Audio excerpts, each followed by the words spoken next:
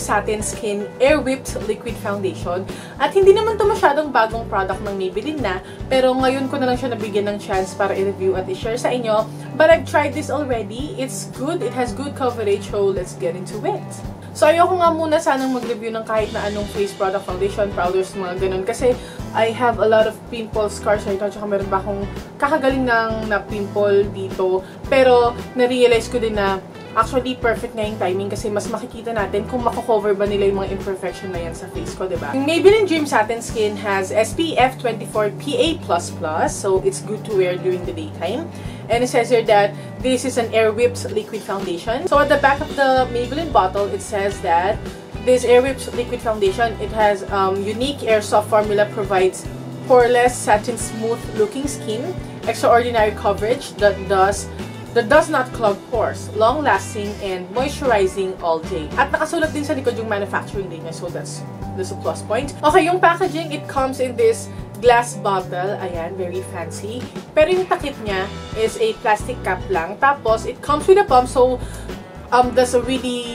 that has big points for me kasi I really love foundations that comes with pumps kasi para sa akin, mas hygienic silang gamitin. So at least kapag may pump yung mga foundation, may iwasan natin yung mga messy episodes kapag yung natatapon or nagli-leak sila sa makeup box natin or sa storage natin or sa bag natin. Surprisingly, na-realize ko lang na itong Dream Satin Skin ng Maybelline na to, mas marami yung available niyang what do you call this? Shades kumpara dun sa ibang foundation nila. Kasi usually, yung ibang foundation nila, 4 lang yung shades na meron dito sa Philippines. Kasi diba, of course, sa ibang bansa, dun complete yung shade. Pero dito, usually, very limited lang.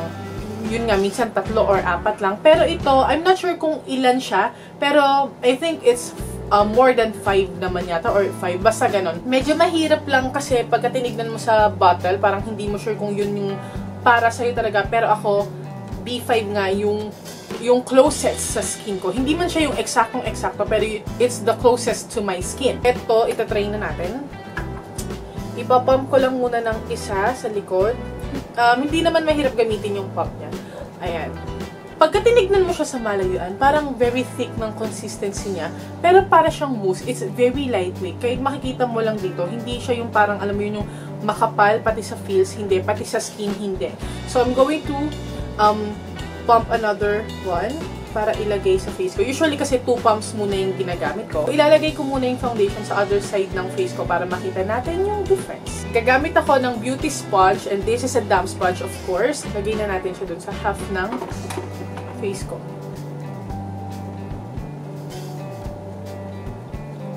So, habang nilalagay ko siya, hindi ko ma-feel na, alam mo yung parang may nilalagay ka. Parang wala lang. It's very lightweight sa skin.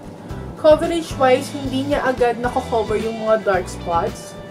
But we don't know, maybe it has something to do dun sa sponge. So, dun sa other half ng face ko mamaya, brush naman yung gagamitin ko para mas ma-compare natin.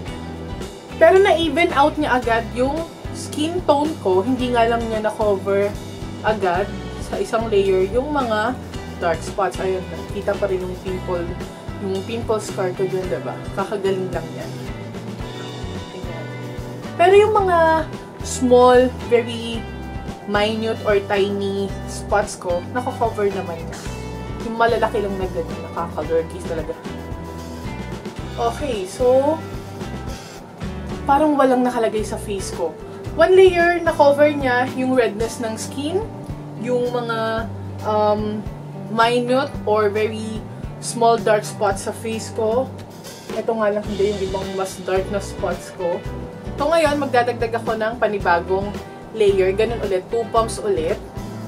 Unahin ko na yung sa pimple marks ko yun. Ayan, mas na-cover na niya. So I think mas makakatulong din na iset nyo muna yung isang layer bago kayo magpatong ng panibagong layer. So sa mga foundation, dapat ganun talaga. Bago kayo magpatong, hintayin nyo munang maset para parang magbe-blend lang din sila ulit yung una. Masasama lang din siya dun sa applicator na gamitin mo, sponge or brush.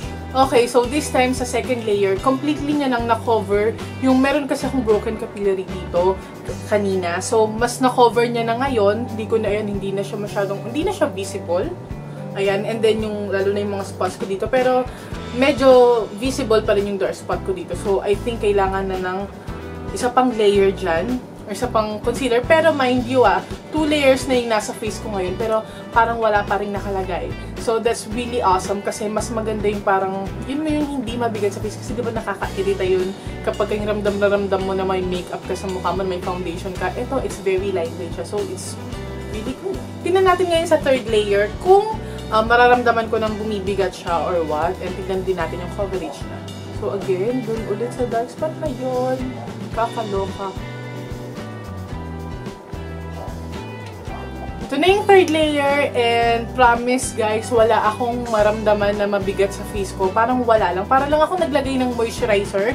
Hindi ko lang alam kapag mas tumagal na siya face, pag mas na-set na siya. Para lang din siyang skin. Kasi ito, kung ikukumpara nyo sa kabila, parang ito, meron, nakikita lang yung scars ko. Pero, parang balat din yung itsura niya. Na-even out lang niya. Pero, diba, it's really good. Hindi yung parang cakey yung dating niya. And then, it was also able to cover or lighten my dark circles. Siguro, kailangan ko pa ng konting concealer. Or baka hindi na ako masyadong nag-focus. Tingnan natin. Meron pa akong konti dito. Try natin siyang gawin or i-double up as concealer sa dark circles ko. Ayan, so it was able to conceal or lighten my dark circles. Nakita nyo naman. Pero yun nga, visible pa rin yung dark spots ko dito. Ito, tsaka ito. Pero, kumpara nyo naman sa kanina, talagang na-lighten niya na. Mas na-lighten niya na ngayon and na-even out nga yung skin tone ko. So, that's really awesome. So, yun ang itsura niya kapag beauty sponge yung ginamit natin. So, sa other side ng face ko, tignan natin kung anong itsura niya, kung ganun pa rin ba pagkagamit tayo ng brush. So, I'm using this brush from Pretty Angel shop. Use a flat top buffing brush or kabuki brush.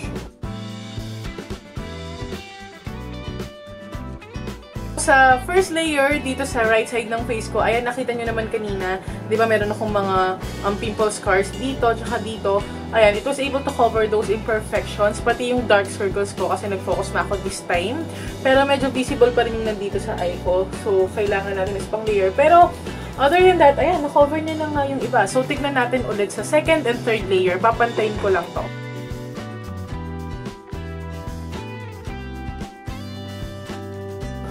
Okay, so ayan na yung second layer sa right side ng face ko. So, para sa akin, 2 layers lang, okay na yon, good na yon. Kaso pagka may mga ganyan ng dark spots ka, I think concealer na yung kailangan mo para talagang makonceal yan. Pero other than that kasi, na-cover up nyo naman na yung mga redness ng skin and yung ibang minor spots sa face, minor imperfections, and na-even out nyo na yung skin tone. So, that's really good na. Actually, para sa akin, for everyday, 1 layer lang okay na. And then, dagdagan nyo lang ng konti pa dun sa mga areas na mas kailangan yung i-conceal, pero hindi na kailangan entire face na 2 layers or 3 layers siya. Dun lang sa spots na mas kailangan pa ng coverage, dun lang yung dadagdagan nyo. Pero dahil tinatry lang natin siya, kung anong itsura niya sa 3 layers, 1 layer, 2 layers, kaya ginawa ko yun ngayon. Pero usually, 1 layer or 2 layers lang yung ginagawa ko. Pero ngayon, lalagyan natin to ng third layer ba para mas pantay siya dito at makita natin at ma-feel ko kung mabigat na ba siya sa face. So, try ko lang.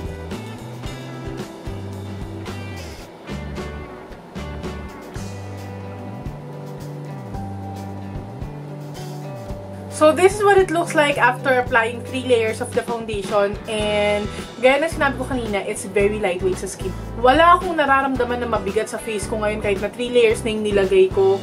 And, yeah, I really love this foundation. Yung coverage niya, it's medium to full coverage. Pero, meron kasing mga areas, yung lalo na yung mga dark spots. Kasi pagka nagkaroon ako ng mga pimple scars, medyo dark siya talaga. So, hindi niya masyadong nako-conceal yun. Ewan ko sa video, pero pagka tinitignan ko siya in person, ayun. Pero, I like it kasi gaya ng sinabi kanina, 1 layer pa lang, na-even out niya na yung skin tone mo, na-cover niya na yung redness ng skin. And it was also able to cover my dark circles, yung mga minor imperfections ng face. Yung feel niya, pag na-set, hindi siya malagkit sa face, hindi siya ganun kalagkit. So, hintayin niyo lang siya ma-set. So, yung finish nitong Maybelline Dream Satin Skin, hindi naman siya matte.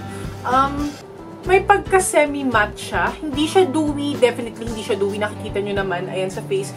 Hindi siya ganun ka-matte, pero I like the finish. Pero sa weather natin dito sa Pilipinas, and considering my skin type, which is oily combination skin, I really need to set this foundation. Hindi ako comfortable na hindi ko iset yung foundation ng powder. Very light lang naman din sa ibang areas. Mas nagpo-focus ako sa T-zone pa din, tsaka sa eye area ko kasi I really have oily lids and nag-crease usually yung concealer foundation ko dito kasi oily yung area na yan ng face ko dyan sa may eye area ko. Usually, kapag yung foundation, yung shade ng foundation, nagmamatch na siya sa skin ko, hindi na ako gumagamit ng colored powders. Translucent powder na lang. Kasi gagamit din ako ng translucent powder after kung iset yung foundation ng colored powder. So, parang nagdo-doubling powder. Para iwas mag-cake yung face mo, iwas na din yung masyadong makapal yung nasa face mo. Kapag kakakulay mo naman na yung foundation mo, mag-translucent powder ka na lang. Pero that's just me. That's just my suggestion para hindi yun patong-patong. So, ganun usually yung ginagawa ko. So, let's try to set this foundation. So, sheer coverage lang naman ng powder. Hindi naman kailangang marami. Usually, yun nga, nag-focus ako sa T-zone ko and then saka ako biniblend. Okay, ngayon na-set ko na siya ng translucent powder ko. And kahit naman kanina nung hindi ko pa siya nasa-set, maganda siyang tignan. Hindi siya shiny, hindi siya oily. Parang may pagka-semi-matte yung finish niya, pero hindi yung, alam mo yung parang flat look niya yung face mo.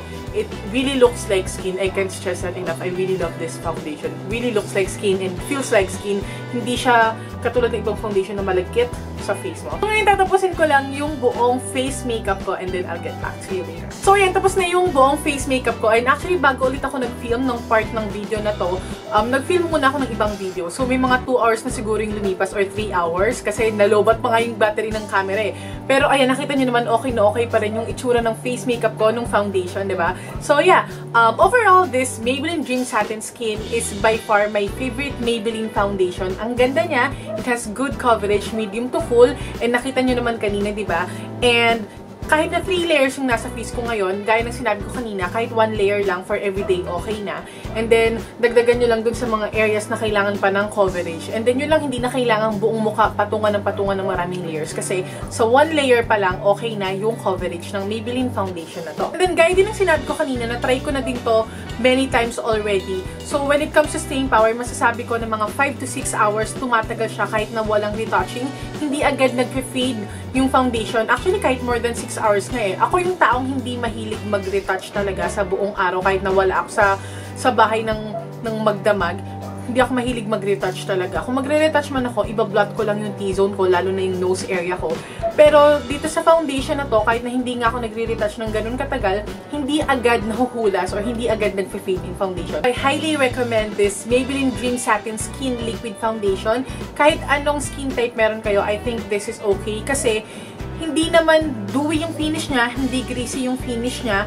So, okay siya sa mga oily skin or oily combination skin. Hindi rin naman dry and matte yung finish niya. So, okay pa rin siya sa mga taong merong dry skin. Actually, it's a bit moisturizing, gaya ng kiniklaim din ng foundation na to, ng Maybelline sa foundation na to.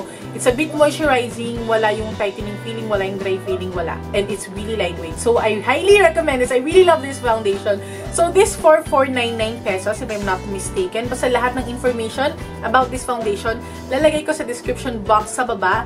And, ayun, I hope you find this video helpful. And kung meron pa akong nakalimutang banggitin about this Maybelline Dream Satin Skin Foundation, kung meron pa kayong gustong itanong about this foundation, just comment below your questions, or like always, you can send me a message on my Facebook page, Makeup by Being Castro, or you can even email me at ivsc1989@yahoo.com. Lahat ng information, lahat ng details nasa information box po sa baba. So, yun nga po, sana nakatulong tong video na to sa inyo about this Maybelline Dream Satin Skin Foundation. And, ayun, thank you so much for watching. Di ko alam sasabihin ko. Thank you so much for watching this video, and I hope to see you in the next one, you guys. Stay awesome and accomplish your mission. Bye!